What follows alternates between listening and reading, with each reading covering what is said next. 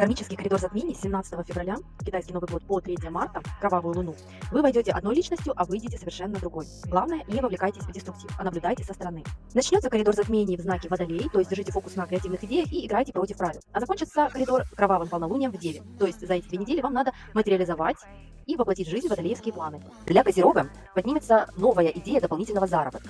Либо появится вдохновение создать дополнительную подушку безопасности. Возможны мысли откладывать процент от прибыли в копилочку.